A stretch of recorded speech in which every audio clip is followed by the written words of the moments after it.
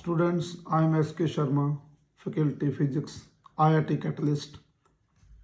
आपको ये महत्वपूर्ण जानकारी देना चाहता हूँ कि जब IIT मेंस हमने एग्ज़ाम देना है, उसमें जो फिज़िक्स का पार्ट होता है उसमें तैयारी करने के लिए सबसे पहले हमने कौन सी बुक ऑप्ट करनी है, कौन सी बुक चूज़ करनी है।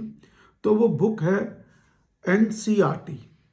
NCERT बुक वैसे तो हमारे बैग्स में पड़ी जाती हैं, यहाँ हमारे जो बुक का शेल्फ है उसमें पड़ी रहती है, धूल खाती रहती है। लेकिन IIT मेंस के लिए हमें सबसे पहले NCERT बुक उठानी है और वेरी बेसिक्स एक एक लाइन उसकी चैप्टर की एक एक लाइन हमने ध्यान से पढ़नी है।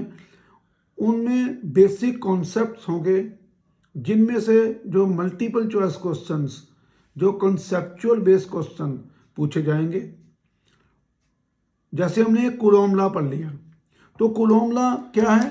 माइक्रोस्कोपिक फॉर्म है, मैक्रोस्कोपिक में नहीं आता ये, और किसी बुक्स में नहीं समझाया जाता, ओनली NCERT में समझाया जाता है। तो हमने NCERT से ही तैयारी करनी है। Basics 7 question in the JEE main exam, 7-8 question ऐसे होते हैं जिनका जो आंसर है हमें 4 ऑप्शन में बड़े ही आराम से मिल जाता है, बशर्ते कि हमारे कॉन्सेप्ट क्लियर हो। कॉन्सेप्ट क्लियर हो गए तभी आपको डेरिवेशन करने का मज़ा आएगा। डिराइव कर देंगे जब फॉर्मूला, तो फॉर्मूले के बेस पे जो MCQ क्वेश्चन आने हैं वो उसके बाद हमने तैयारी करनी है। तो सबसे पहले हम शुरू करेंगे NCERT बुक्स।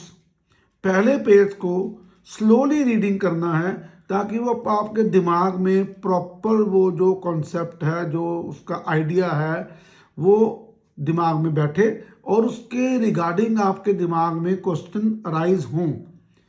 याद रखें, अगर दिमाग में उसके रिगार्डिंग क्वेश्चन अराइज होंगे तो दिमाग से ही आपको उसका आंसर भी मिल जाएगा। इसलिए सबसे पहले हमने NCERT बुक को ऑप्ट करना है, उसको उससे तैयारी शुरू करनी है। एक रफ कॉपी साथ में लेके बैठे, कोई न्यू लाइन, न्यू वर्ड आता है, underline the word, underline the concept, उसको एनालाइज करें। उसमें से आपको 7 to 8 जो मल्टीपल चॉइस क्वेश्चन है वो आपको मिल सकते हैं। Thank you.